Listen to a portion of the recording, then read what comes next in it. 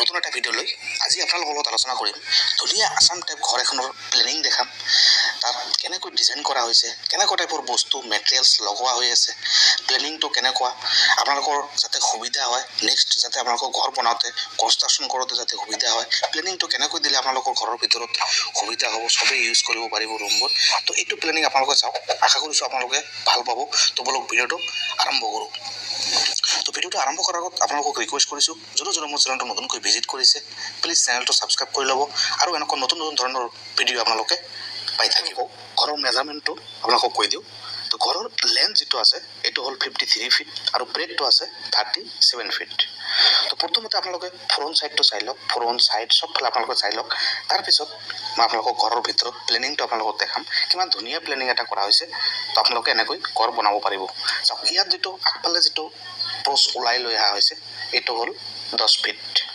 তো এনেকৈ আপোনালোকে ওলাব পাৰে ওলাই লৈ আহি ধুনীয়াকৈ তাত ওপৰত ডিজাইন কৰিব পাৰে আৰু ওপৰত উইণ্ডোৰ ওপৰত দেখিছে সাজাবোৰ বহুত ধুনীয়া ডিজাইন প্ৰত্যেকটো সাজা দেখিছে এনেকৈ আপোনালোকে বেগা বেগিকৈ সাজাবোৰ দিব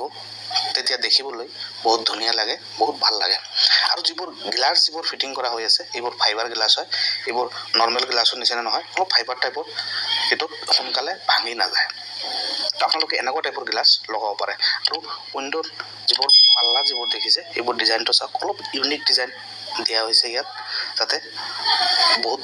ধুনীয়া লুকছ আহে ইফালৰ পৰা চাওক আপোনালোকে ইফালে দুনোফালে ষ্টেপ দিয়া হৈছে এফালে বাইক উঠাবৰ কাৰণে প্লেন ৰখা হৈছে আৰু একফালে ষ্টেপ দিয়া হৈছে তাৰমানে দুফালৰ পৰা মানুহ উঠিব পাৰিব আৰু আগফালে এইটো দেখিছে ধুনীয়াকৈ ডিজাইন আৰু আগফালে যিকেইটা পোষ্ট যিকেইটা দেখিছে ইয়াত ৰাউণ্ড দিয়া স্কোৱাৰ দিয়া আছে আপোনালোকে আৰু ধুনীয়া কৰিবলৈ তাত ৰাউণ্ড দিব পাৰে ৰাউণ্ড পোষ্ট আপোনালোকে দিব অলপ মোটা কৰি দিব তাৰ ব্ৰেডটো যদি ৰেডিয়াছটো আছে অলপ বেছিকৈ দিব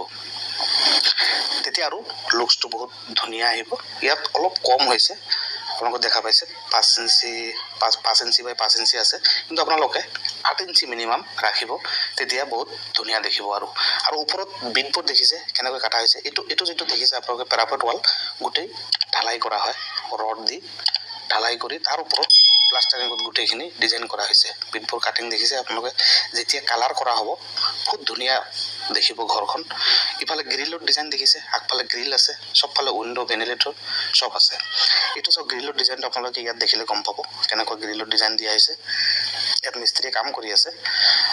উইণ্ডোবোৰৰ গ্লাছ ফিটিং কৰি আছে তো আপোনালোকে ইয়াত দেখা পাব গ্ৰিলৰ ডিজাইনবোৰ এইটো সব বহুত ধুনীয়া ডিজাইন দিয়া হৈছে এইটো 110 কৈ পাৰ কেজি 110 কৈ লোৱা হৈছে আজিকালি অলপ দাম বাঢ়িছে আইৰণৰ দাম অলপ বাঢ়িছে তো সেইকাৰণে আপোনালোকে 95 to 100ৰ ভিতৰত এনেকুৱা ৰেটত আপোনালোকে গ্ৰিলবোৰ পাই যাব ইনক্লুডিং মেটেৰিয়েলছ আৰু ফিটিং ইফালে দেখিছে আপোনালোকে প্লেন এইটো ছাইডত বাইক উঠাবৰ কাৰণে নৰ্মেলি বয়সীয়াল মানুহ উঠিবৰ কাৰণে যদি হুইল চেয়াৰ উঠাব পাৰে সেইকাৰণে ইফালে প্লেন ৰখা হৈছে আৰু একফালে ষ্টেপ দিয়া হৈছে আগফালে উঠি আপোনালোকে এইটো বাৰান্দা পাব সৰু যিটো বাৰান্দা দেখিলে তাৰপিছত সোমাই কিনে লেফ্ট ছাইডত ওপেন স্পেচ এইটো ওপেন বাৰান্দা এইটো চাওক ইফালে মেইন এন্ট্ৰি ইয়াত দেখিছে কলাপসেবল গেট লগোৱা হৈছে আইৰন কলাপসেবল গেট এইটো 110 কৈ কেজি লোৱা হৈছে তো ইয়াত দেখিছে বাৰান্দা ইয়াত আপোনালোকে সোফা বহাব পাৰিব সব ধুনীয়াকৈ প্লেচ কৰিব পাৰিব বাৰান্দাৰ লগতে আছে গেষ্ট ৰুম ইয়াত আপোনালোকে মানে ড্ৰয়িং ৰুম হল গোটেইকেইটা ইয়াত হ'ব ইয়াৰ লগত ভিতৰৰ কোনো কানেকশ্যন নাই তো এইটো বাহিৰে বাহিৰে মানুহ আহিলে বাহিৰে বাহিৰে এইটো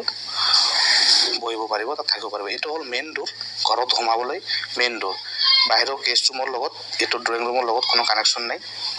মেইন ডোৰ এইটো দিয়া হৈছে অলপ ভিতৰত বাৰান্দাৰ পৰা সোমাই কিনে তো সোমাই ইফালে গোটেইখিনি কৰিডৰ দিয়া হৈছে কৰিডৰটো ব্ৰেড আছে আপোনালোকৰ 5 ফিট ফ্ৰী ৰাখিব আপোনালোকে নহ'লে কৰিডৰটো বহুত সৰু হৈ যায় 4 ফিট দিলে বহুত সৰু হৈ যায় তাৰপিছত লেফ্টত এটা ৰুম এইটো দেখিছে বহুত ডাঙৰ ৰুম এইটো ৰুমবোৰৰ চাইজ বহুত ডাঙৰ 16 ফিট বাই 15 ফিট গোটেইকেইটা ৰুম প্ৰায় একেই চাইজৰ আছে তো ইফালে দেখিছে সোমাই তাত ৰুম প্ৰায় একেই চাইজৰ আছে তো ইফালে দেখিছে সোমাই তাত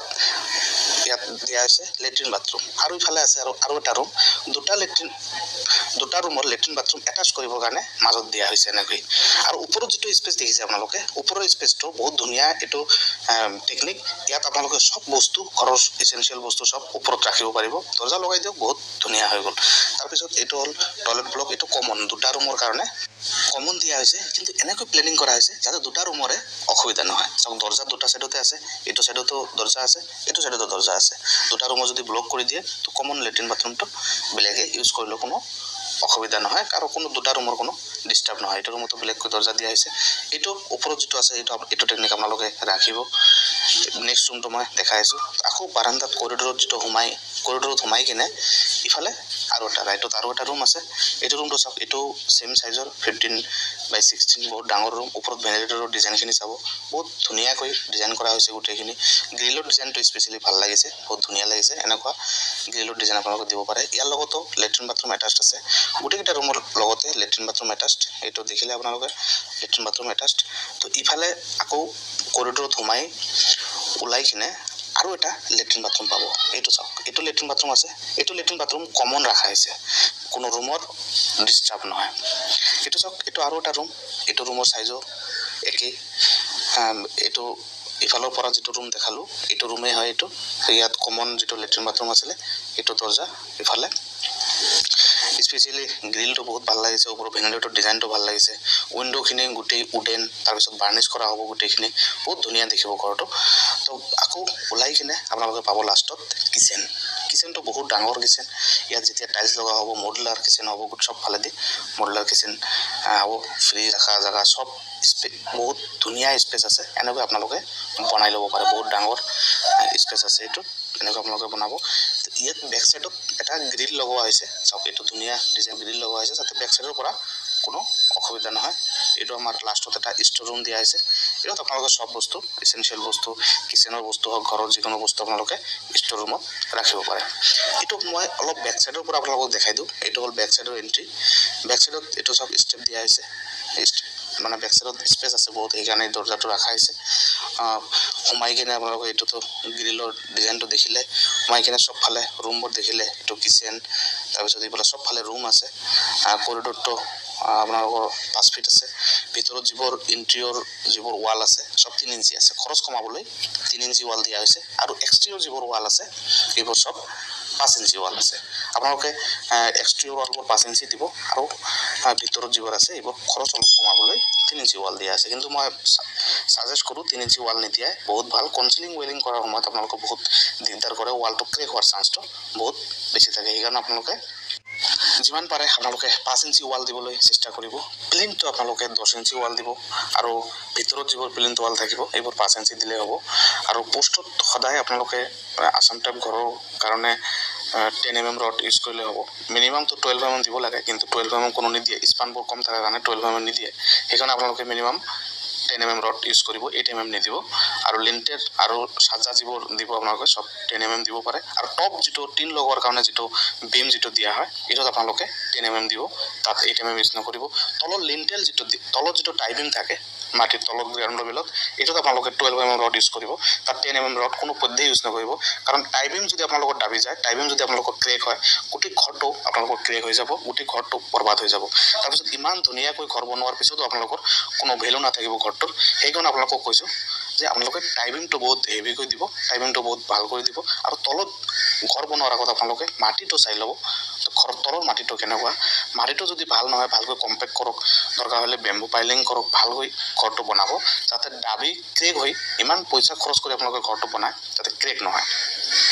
আৰু আগফালৰ ডিজাইনটো বহুতে সোধে মোক আগফালৰ ডিজাইনটো কেনেকৈ দিয়ে চাওক ইয়াত টিনৰ হাইটটো যিটো আছে টিনৰ হাইটটো বহুত কম কৰি দিয়া যায় ধৰক হাইটটো মিনিমাম 1.5 ফিটৰ পৰা 2 ফিট হাইট দিয়া যায়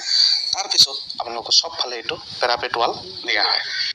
এই পেৰাপেট ৱালটো আপোনালোকে ইটা দি দিব পাৰিব নহ'লে আপোনালোকে ডাইৰেক্টলি যিটো সাজা ওলাই আহিব সাজাৰ পৰা ৰড এৰি ওপৰত ঢালাই কৰি দিলে এইটো বহুত বেছি ভাল তেতিয়া ক্ৰেক হোৱাৰ চান্সটো নাথাকে আপোনালোকৰ ফাটি পানী লিকেজ হোৱাৰ চান্সটো আপোনালোকৰ কেতিয়াও নাথাকিব সেইকাৰণে যিটো টিন ঢাকিবলৈ যিটো পেৰাপেট ৱাল দিয়া হৈছে এইটো আপোনালোকে ভালকৈ দিব বহুত প্ৰপাৰলি দিব যাতে পানী বৰষুণৰ পানী ড্ৰেইনেজো যাতে ভালকৈ হয় আপোনালোকে নিশ্চয় দেখা পাইছে টিনৰ বাহিৰত এটা তলত ডাউন কৰি লৈ অহা হৈছে এইটো হ'ল পানী ওলাবৰ কাৰণে ড্ৰেইন আৰু মাজে মাজে চাওক পাইপ লগোৱা হৈছে 4 ইঞ্চি পাইপ আপোনালোকে লগাই দিব যাতে বৰষুণৰ পানীটো ড্ৰেইন আউট হৈ ওলাই যায় তো আশা কৰিছোঁ ভিডিঅ'টো আপোনালোকৰ ভাল লাগিব আপোনালোকৰ কাৰণে বহুত উপকৃত হ'ব আপোনালোকে আইডিয়া পাব ঘৰ বনাওঁতে